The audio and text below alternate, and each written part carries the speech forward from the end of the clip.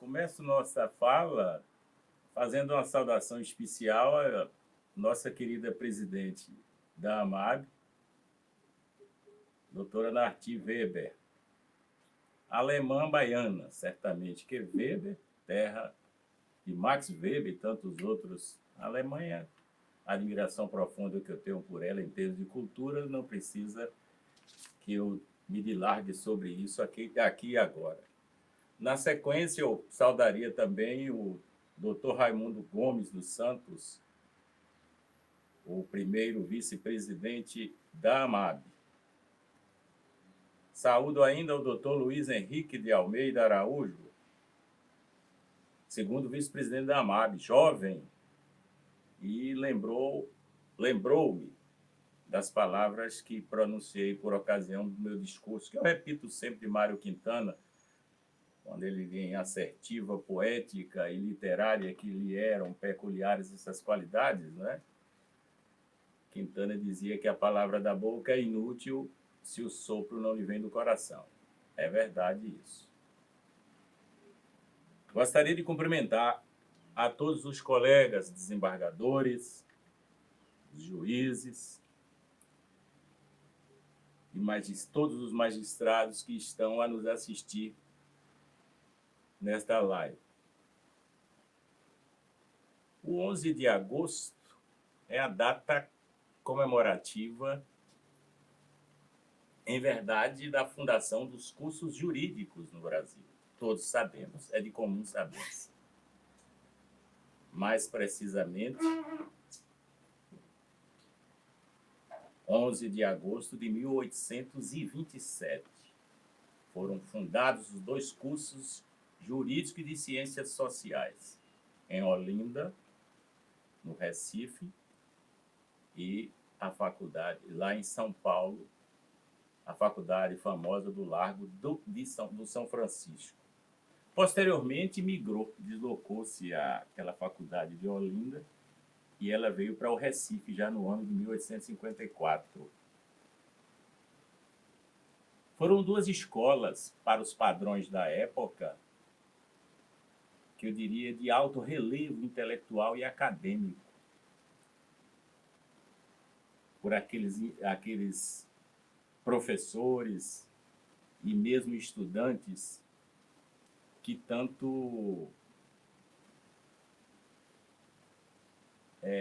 dignificaram o ofício, pessoas comprometidas com um ideal literário, acadêmico, cultural, tanto que eu me deteria, se meu tempo fosse maior, eu sei que não é exíguo.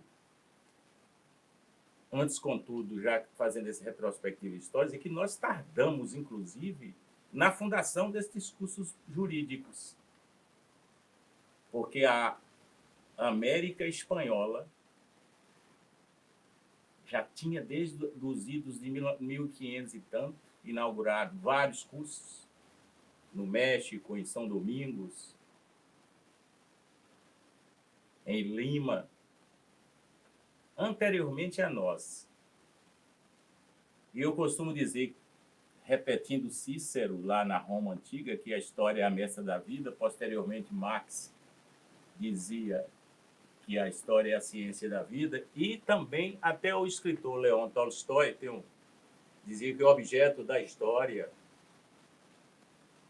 é a vida dos povos e da humanidade. Então, sem essa mestra a nos orientar, o próprio direito, já que nós estamos falando aqui de direito, ele fica um tanto perdido, porque fica descontextualizado. E por que nós demoramos tanto na fundação desses cursos jurídicos em nosso país? Por que nós não seguimos a trilha histórica da América Espanhola? Exatamente porque a coroa portuguesa, com o seu senso, ou com o seu espírito de dominação, não queria que esses cursos fossem inaugurados aqui no país. Na verdade é essa. Queria que nós continuássemos presos, subservientes e genuflexos àquela formação acadêmica de Coimbra. Era a cultura coimbrã da época. Tanto é verdade a aristocracia rural e mesmo, eu diria, as classes mais favorecidas das áreas urbanas brasileiras mandavam seus filhos para a Universidade de Coimbra, que era o padrão da época. De parte da coroa portuguesa, ela queria continuar com seu espírito avassalador e colonizador. Daí essa demora em inaugurar. Inaugurar aqui um curso de medicina, primeiramente aqui na Bahia, muito antes dos cursos jurídicos. Até porque eram, à época, os juristas, hoje nós chamamos de operários do direito, outros já querem atores jurídicos. À época, aqueles juristas é que informavam a opinião pública nacional. A cultura que se irradiava para todos os demais segmentos do país, para todas as áreas geográficas do país, ela era oriunda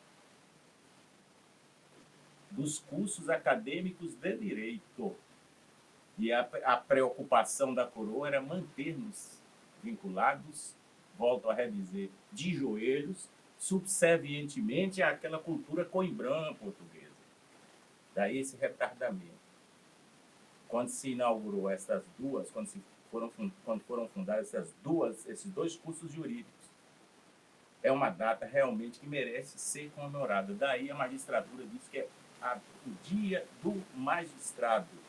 Tamanha é a importância, a relevância histórica que tem essas duas datas para nós. A OAB também quer a data, sendo a inauguração dos cursos, a fundação dos cursos jurídicos no Brasil, 11 de agosto. A OAB também comemora esta data. Voltando ao contexto da história em que esses dois cursos foram inaugurados no Brasil, o curso já aí em Recife, de 1854, foi da mais alta relevância na fundação do chamado Estado Nacional. Muito embora houvesse até contradição histórica a propósito, porque enquanto se falava no liberalismo, que era a ideologia política e social da época, as pegadas que a universidade seguia naquele tempo, nos cursos seguiam, eram um tanto conservadoras, vinculadas ao escravismo, à aristocracia rural da terra. Não havia, eu dizia assim, práticas emancipatórias por parte dos operadores jurídicos, salvante a escola do Recife. Aí eu faço a ressalva. Enquanto os operadores do direito, à época, os juristas da Universidade do Largo de São Francisco, tinham um perfil, porque eles adivinham, eles eram provenientes, oriundos, originários da aristocracia rural paulista e já de certa elite de São Paulo, possuíam um perfil um tanto conservador na sua militância, se dedicavam ao jornalismo, à política. A escola de Recife era um padrão de qualidade. Eu me lembro que quando gosto de ler, nessa guloseima pela leitura que costuma me atingir, me afetar nos meus dias, eu estudava Tobias Barreto e Castro Alves, fazendo um paralelo. Quando estudava o existencialismo francês de Sartre, fazia um paralelo com Albert Camus. Sempre fui assim. Quando estudava literatura russa, fazia um paralelo entre Tolstói e tal, outros escritores russos. Eu fazia esse paralelo.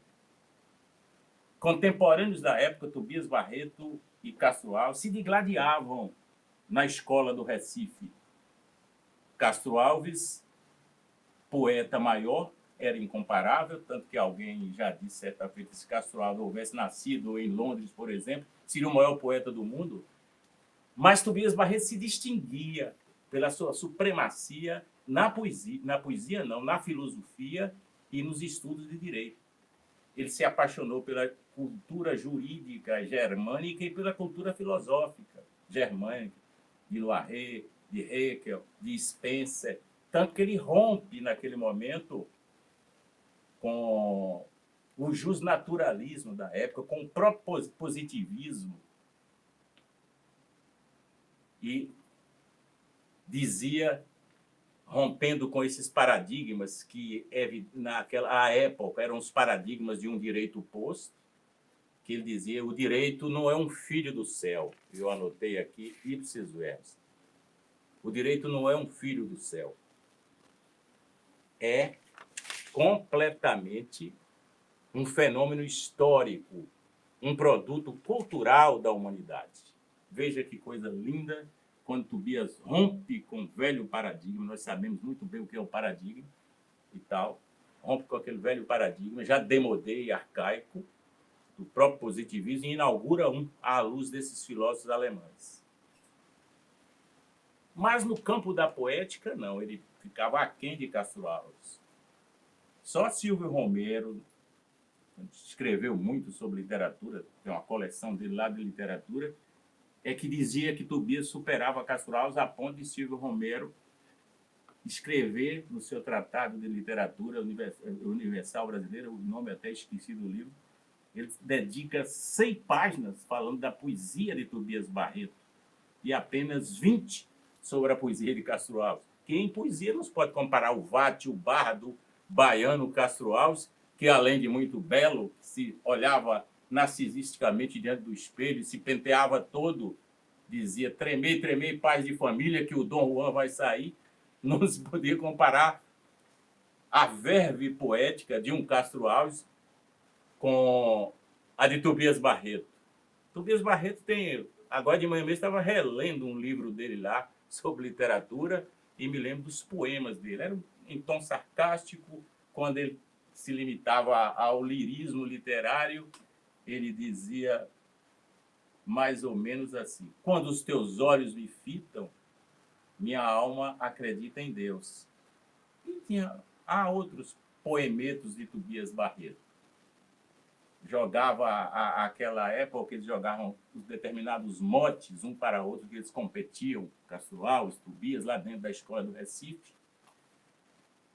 Eu me lembro bem que é Jorge Amado que diz que Tobias lança com o grupo deles, que eram grupos rivais lá dentro, nos teatros recifenses da época, lança o mote para Castro Alves: faça versos para esta bandeira.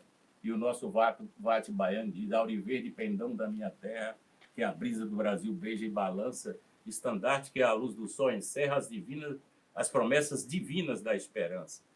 Mas, fazendo este comparativo, esse paralelismo entre os dois gênios da época, em matéria jurídica e filosófica, até porque Castro Alves não se dedicou ao direito, morreu cedo, prematuramente. Tobias durou um pouco mais, me parece que morreu em 1889, portanto, com 50 anos de idade. Tobias foi um gênio da filosofia e do direito. Quem lê estudos do direito de Tobias Barreto vai ver, tanto que Zaffaroni escreveu um artigo mostrando quando Tobias também é assertiva, incomparável, sobretudo à luz de um garantismo penal já para a época de antanho. Ele dizia que a pena é política, não é jurídica. Nós costumamos institucionalizar a pena como sanção normativa no âmbito do direito penal. Juridicamente, na verdade, a pena é uma questão política. Já Tobias, lá naqueles tempos aurorais, com essa genialidade que lhe foi peculiar a vida inteira, dizia isso. No que se refere à escola de São Paulo, lá do Largo de São Francisco, houve verdadeiros próceres também. E até hoje, nós não podemos esquecer o legado cultural, acadêmico que o Largo de São Francisco tem dado a nós brasileiros, como um padrão de qualidade científica, acadêmica. Nós temos vultos consagrados da escola paulista, até hoje prolifera por lá, verdadeiros, eu diria, atores jurídicos com o melhor perfil acadêmico.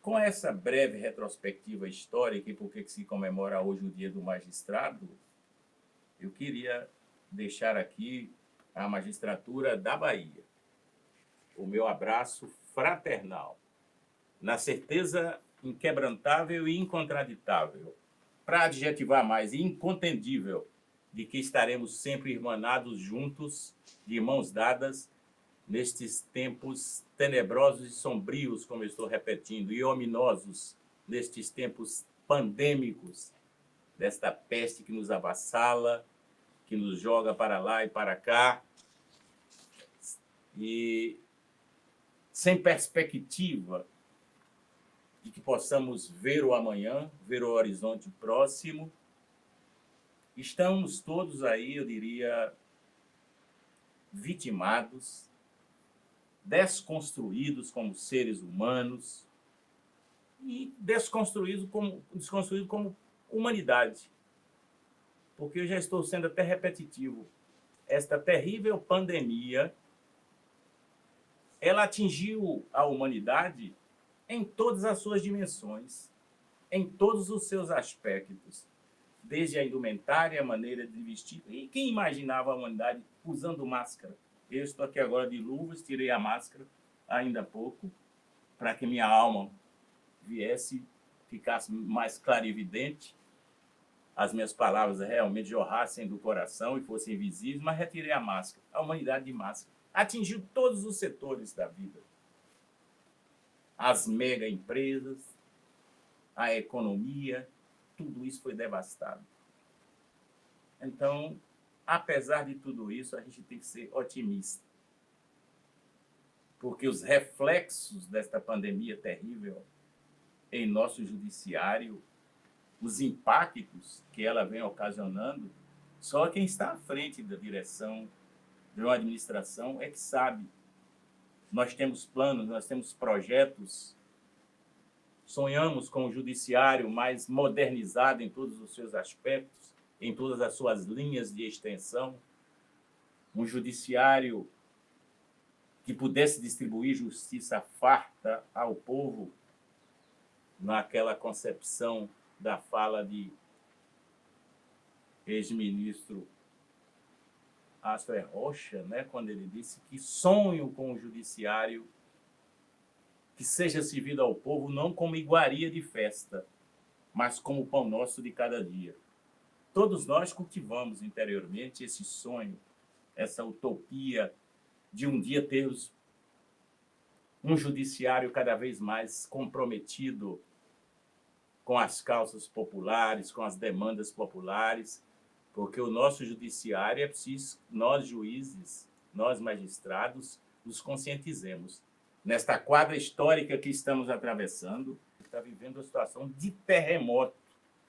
Precisamos, sim, ser timoneiros nesta época, mantermos o equilíbrio necessário, a prudência de sabermos todos que o judiciário é a bola da vez dos discursos de ódio, das falas ignominiosas, dos interesses subalternos que aí estão para exatamente atingir o judiciário. Eu dizia semana passada numa palestra que fiz aqui para a Polícia Militar de pós-graduação, que se acoima o judiciário de ser ativista, de haver fundado uma espécie de juristocracia ou um governo dos juízes, como dizem. Tudo isso nós podemos divisar, ou nós podemos inferir por trás de todas essas falas, que não são iconoclastas, demolidoras, elas têm um outro viés, elas têm um outro propósito. Querem, eu diria, minar de uma forma sorrateira o nosso poder judiciário, que ele é convocado, ele tem legitimidade democrática, é um poder que emana do povo, foi o Constituinte originário, em 1988, que deu esses poderes ao Judiciário, ao Supremo, a nós magistrados, transformando-nos em verdadeiros operadores do direito, atores judiciais comprometidos com a interpretação do bom direito a ser aplicado ao caso concreto, ou a aplicação da justiça, e não necessariamente o juiz positivista, tecnicista, esse juiz asséptico, incapaz de envolver-se até emocionalmente no ato interpretativo. Eles querem que nós nos transformemos ou que nós sejamos devolvidos àquela figura ou ressuscitemos aquela figura do juiz Boucher de Laloy, o juiz boca da lei de Montesquieu, aquela herança já ultrapassada que ficou nos tempos idos da história, aquela figura do juiz que se limitava única e exclusivamente a reprografar o texto frio da lei. O juiz de hoje, não. Da contemporaneidade, o juiz da pós-modernidade tem que ter esta consciência de que ele não é um mero reprodutor da lei. Porque se a lei for injusta, ela deve ser aplicada a todo custo. Daí que vem a hermenêutica, vem a interpretação judicial. Claro que eu não estou aqui defendendo a figura extrapolada do juiz ultraativista. Não estou defendendo tampouco a judicialização da política no âmbito, na esfera, no locus do Poder Judiciário. Eu diria no locus constitucional. Mas a Constituição nossa deu legitimidade aos juízes que continuem assim, sem medo, desafiando os desafios da profissão, que são vários desafios. A profissão hoje está sendo maltratada, exorcizada. Há uma opinião pública, como eu disse, envenenada pelos meios de comunicação, pelas redes, que a todo instante proferem verdadeiros discursos de ódio contra a magistratura. Toda vez em que o juiz deixa de ser aquele juiz asséptico de que falava Zaffaroni, para ser um juiz comprometido com a aplicação do direito justo. É o que está ocorrendo. Dizer que o juiz não tem legitimidade democrática, que o juiz não representa o povo, é uma balela, é um argumento vão e oco, vazio, além de ser destemperado. O juiz tem legitimidade democrática. Está lá na Constituição, que todo poder emana do povo. O juiz também é um representante dos anseios populares, notadamente nesta quadra histórica, em que há uma verdadeira explosão de litígios, uma explosão de demandas que batem, que vêm bater às portas do judiciário, que devem sempre permanecer abertas para aqueles que lá acorrem. Rui já dizia, venham bater as portas que sempre se abriram ao direito violado. A frase de Rui continua atual.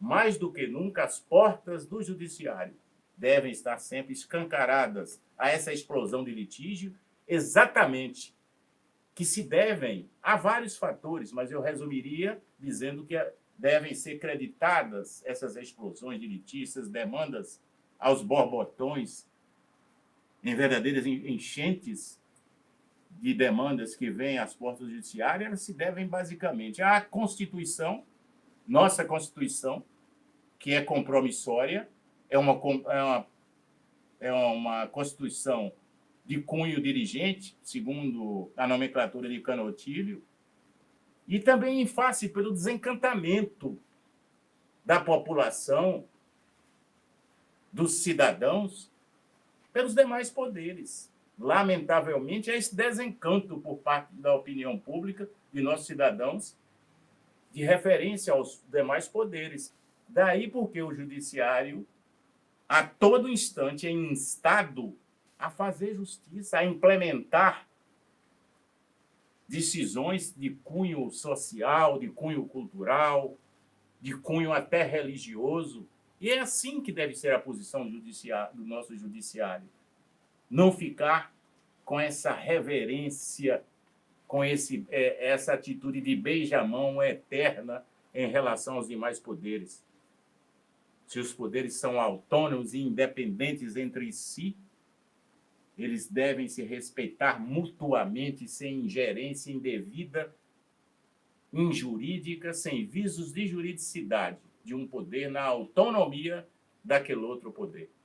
A República Brasileira, como ela se encontra estatuída aí, eu diria, os seus normativos constitucionais, que aí estão amplamente bem delineados na Constituição, a República Brasileira não pode sofrer esses solavancos de uma minoria raivosa, de uma minoria que a todo instante profere discursos de ódio contra a nossa magistratura. Precisamos estar unidos, atentos e fortes contra esse fenômeno. Até porque o fenômeno da judicialização da vida não é exclusivo do Brasil de hoje. Quem lê Antoine Garrapon em seus livros, Juiz e a Democracia e tantos outros, os juízes passaram a ser os guardiães dos ideais democráticos que estão estatuídos, que estão estampados nas constituições republicanas. E se as constituições republicanas são dirigentes, os juízes devem segui-la à risca, seguir na trilha de excelência dos marcos normativos constitucionais. São constituições até emancipatórias. A do México é um exemplo disso, e tantas outras constituições.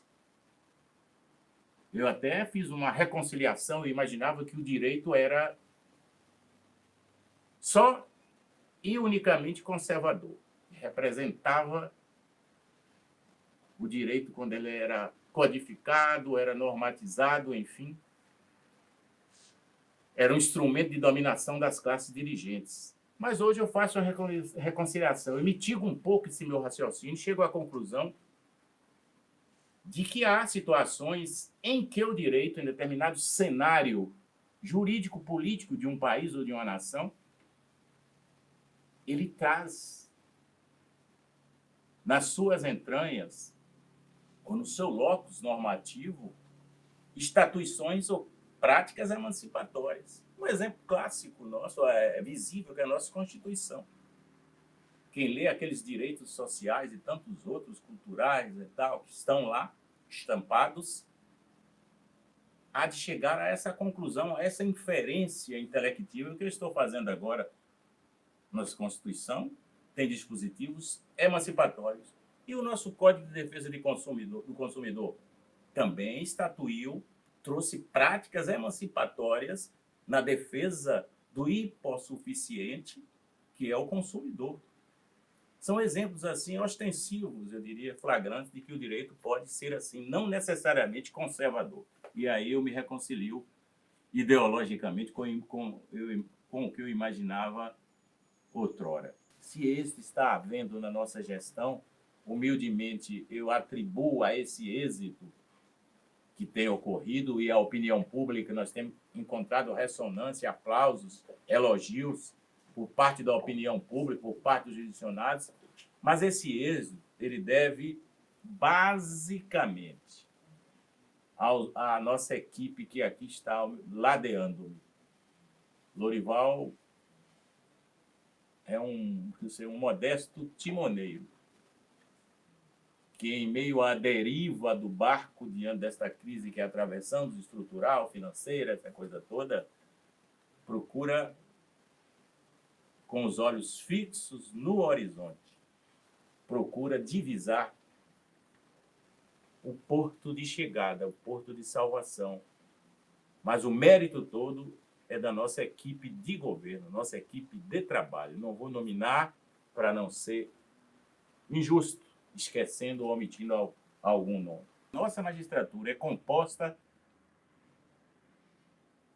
eu diria, de excelentes juízes que dignificam a toga. Pois bem, toda hora eu estou dizendo que vou terminar, mas agora eu vou terminar mesmo. Da vez passada eu falei sobre Albert Camus, sobre tantos outros escritores, não vou ser repetitivo, não. Eu vou apenas dizer que nós estamos vivendo um momento de desespero. É preciso ter esperança para que nós possamos continuar velejando por esses mares da vida, sem medo das tempestades e sempre contemplando os longes do horizonte. O equilíbrio humano é necessário nessas horas, é essencial neste momento. Precisamos manter o que já dizia certo filósofo e escritor: a alma forte e o coração sereno. Não podemos perder a serenidade, apesar destes tempos ominosos e pandêmicos. Continuemos seguindo em frente, como diz a canção, não é? Abrindo no chão, por onde nós haveremos de continuar trilhando, haveremos de continuar passando, precisamos continuar abrindo a vereda da esperança. Temos que ter esperança, já que somos caminheiros errantes que somos, sejamos ao menos luzeiros de um outro amanhã, de um outro normal. Eu não quero nem dizer de um novo normal, como a televisão está dizendo por aí, depois que eu ouvi um filósofo falando, nada de um novo normal, é um outro normal. É verdade, as palavras dele me ensinaram muito, porque se nós desejarmos, como está aí televisivamente a todo instante passado, perpassado, é um novo normal. Então, não vai haver mudança, coisa nenhuma, em nossos hábitos, nossas atividades, no mundo da vida, para usar a expressão de Habermas. Vamos continuar com a mesmice, apenas de uma forma nova de vivenciarmos a mesmice. É preciso que haja um outro normal. Novos paradigmas civilizatórios, novas formas de conduzir-nos por estas veredas da vida que estamos aí querendo trilhar, querendo passar. É um outro amanhã, um outro normal. Como eu não sou escritor, muito menos poeta, mas gosto de literatura, eu vou me lembrar aqui o que disse Cecília Meirelles. A primavera chegará, mesmo que ninguém mais saiba o seu nome, nem acredite no calendário, nem possua jardim para recebê-la. Noutra fala de Cecília, não há escritor igual Cecília, quem leia o que ela escreveu, os poemas sobre a rosa, sobre a Inconfidência Mineira, liberdade, essa palavra do sonho humano alimenta, que não há ninguém que a defina, mas não há ninguém que não entenda. Cecília é divina, é maravilhosa. Mas já que nós estamos falando de pandemia, de uma perspectiva de um outro amanhã mais saudável, mais, eu diria, mais feliz para nós todos, eu gostaria de deixar como palavras minhas últimas as palavras de Cecília falando de esperança. Há uma reconfortante esperança que se renova. Haveremos de aprender com o recomeço de nova primavera. Diz ela, a hora de abraçarmos as pessoas queridas como abraçamos as demais estações.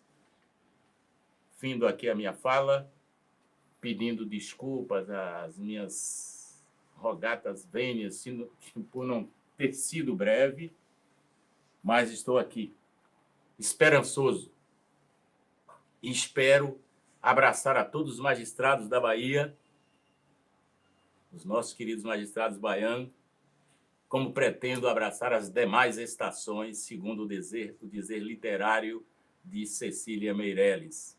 Muito obrigado, abraço fraternal, ainda que no plano virtual.